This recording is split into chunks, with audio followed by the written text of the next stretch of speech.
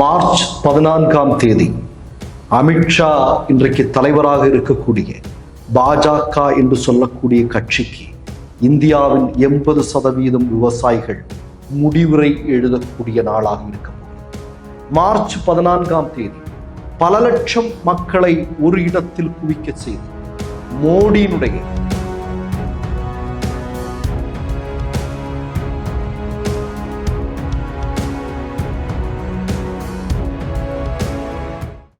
Malaysia, Singapore, Dubai நாடுகளில் குடியுரிமை வேண்டுமா?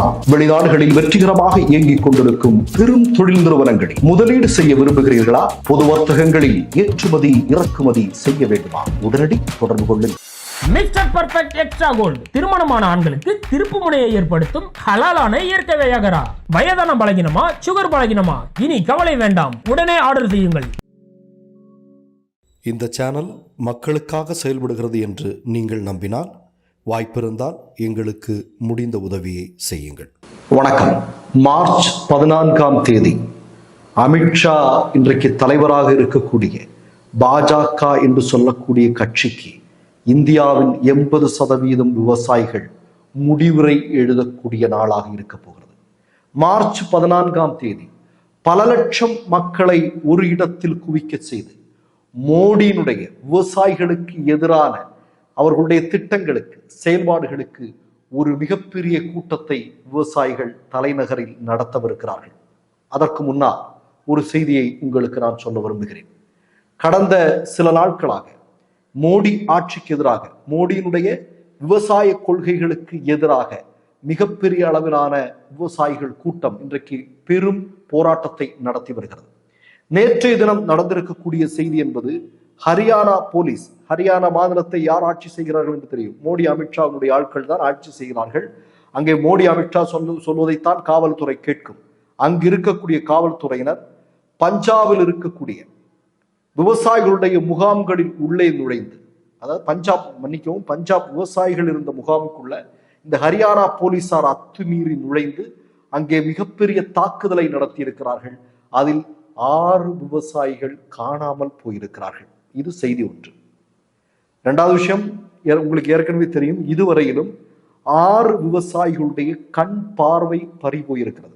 அதாவது பாஜகவினுடைய காவல்துறையினுடைய தாக்குதலின் மூலமாக 6 விவசாயிகளுடைய கண் பார்வை இன்றைக்கு பறி போயிருக்கிறது. அடுத்ததாக ஒரு செய்தி சொல்கிறேன். நேற்றைய தினம் உங்களுக்கெல்லாம் நல்லா ஞாபகம் இருக்கும், 21 வயது மதிக்கத்தக்க ஒரு இளைஞன் விவசாயி சுட்டு கொல்லப்பட்டார் இல்லையா? மருத்துவமனையினுடைய அறிவிப்பு என்ன? அது ரப்பர் குண்டு உள்ளே பாய்ந்து அவர் இறந்து போயிருக்கிறார். ஹரியானா போலீஸ் என்ன சொல்லுது? பிஜேபி கட்டுப்பாட்டில் இருக்கக்கூடிய போலீஸ் என்ன சொல்லுது? இல்ல அது என்னங்கிறது தெரியல, இன்னும் டைம் ஆகும் அப்படின்னு அவங்க சொல்லிட்டு இருக்கிறாங்க. இது ஒருபுறம் நடந்து கொண்டிருக்கிறது. ஆனால் அந்த இறந்து போன 21 வயதுடைய விவசாயினுடைய நிலம் கடனில் இருக்கிறது. அந்த நிலத்தை வைத்து கடன் பெற்றிருக்கிறார்கள். அப்படித்தான் அந்த நிலத்தில் விவசாயம் செய்து கொண்டிருக்கிறார்கள். எவ்வளவு பெரிய கொடுமை என்பதை பாருங்கள். 2 சகோதரிகள், அதில் ஒரு சகோதரிக்கு தான் திருமணமாயிருக்கு, இன்னொரு சகோதரிக்கு திருமணமாகணும்.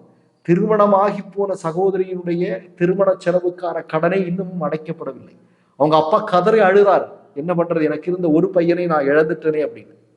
பாருங்க, எவ்வளவு பெரிய கொடூரமான ஆட்சி இந்தியாவில் பாஜகவினரால் நடத்தப்பட்டு கொண்டு வருகிறது என்பதற்கு இது ஒரு சோற்றுக்கு, ஒரு பானை சோற்றுக்கு ஒரு சோறு பதம் என்று சொல்வார்கள் அல்லவா, அது மாதிரி இருக்கு. நான் என்ன சொல்றேன்னா, விவசாயிகள் இந்த போராட்டத்திலிருந்து பின்வாங்க போவதில்லை. ஏற்கனவே 2 வருடத்திற்கு முன்னால் நடைபெற்ற போராட்டத்திலும் 700 விவசாயிகள் மோடியினுடைய சர்வாதிகார போக்கால் எப்படி ஆனார்கள் என்பது நமக்கு தெரியும். 700 விவசாயிகள் இறந்து போனார்கள். அதன் பிறகுதான் மோடி மண்டியிட்டு மன்னிப்பு கேட்டார். ஐயோ, தெரியாம கொண்டு வந்துட்டேன், இந்த சட்டத்தை தெரியாம கொண்டு வந்துட்டேன், என்னை மன்னிச்சிருங்கன்னு காலில் விழுந்த நிகழ்ச்சியெல்லாம் நம்ம பார்த்தோம். அதே போன்று மீண்டும் அவர் மண்டியிட போகிறார். அதுல எந்த விதமான சந்தேகமும் இல்லை. இப்போது 2 மிக முக்கியமான அறிவிப்புகளை விவசாயிகள் சங்கம் அறிவித்திருக்கிறார்கள்.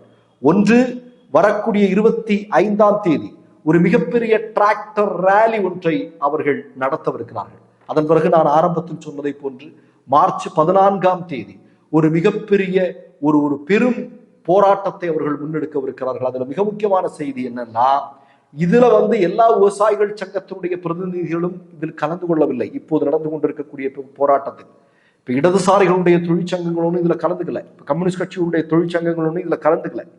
அவர்கள் எல்லோரும் இதில் கலந்து கொள்ள வருகிறார்கள். பல லட்சம் மக்கள் டெல்லியில் முகாமிடவிருக்கிறார்கள்.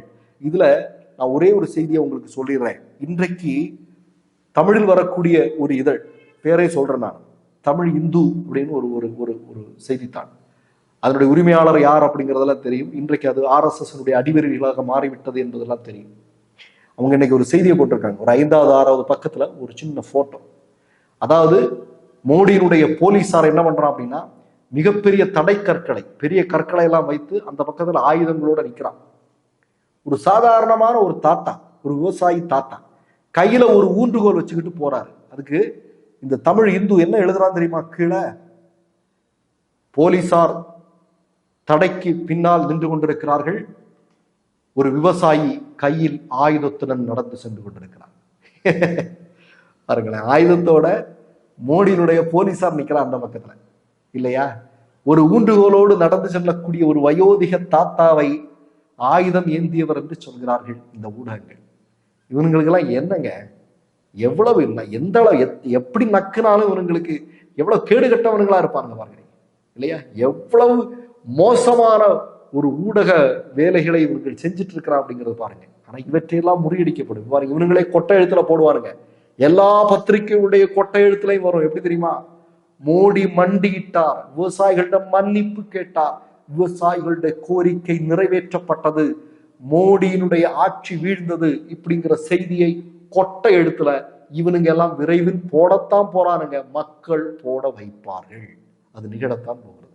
மற்றொரு நிகழ்வில் சந்திப்போம். நன்றி, வணக்கம். மை நேம் இஸ் ரெட் சேனலை சப்ஸ்கிரைப் பண்ணிக்கோங்க. அதுக்கப்புறமா பக்கத்துல இருக்கிற ஜாயின் பட்டனை கிளிக் பண்ணீங்கன்னா ஒரு நியூ பேஜ் ஒன்று ஓப்பன் ஆகும். அதுலயும் ஜாயின் பட்டனே கிளிக் பண்ணிக்கோங்க. அதுல பாத்தீங்கன்னா credit R debit card options இருக்கு. இதுல உங்களுக்கு விசா, மாஸ்டர் கார்டு, ரிப்பே அப்படின்னு 3 ஆப்ஷன்ஸ் கொடுத்துருக்காங்க. அதுல நீங்க எந்த கார்டு சூஸ் பண்றீங்களோ அந்த கார்டோட நம்பர் என்டர் பண்ணிக்கோங்க. அப்புறமா கார்டோட வேலிடிட்டி மந்த் அண்ட் இயரை டைப் பண்ணிக்கோங்க. அடுத்தபடியா உங்க கார்டோட பின்னால CVC கோடுன்னு சொல்லிட்டு 3 நம்பர்ஸ் கொடுத்துருப்பாங்க. அந்த நம்பரை இதுல என்டர் பண்ணிக்கோங்க. அப்புறமா அட்ரஸ் அண்ட் இன்ஃபர்மேஷன் என்டர் பண்ணிட்டு பைங்கிற பட்டனை கிளிக் பண்ணிக்கோங்க. ஒருவேளை உங்க கார்டு நம்பர் இன்வாலிட்னு காமிச்சிச்சுன்னா உங்க கார்டுல இன்டர்நேஷனல் யூசேஜை எனேபிள் பண்ணுங்க.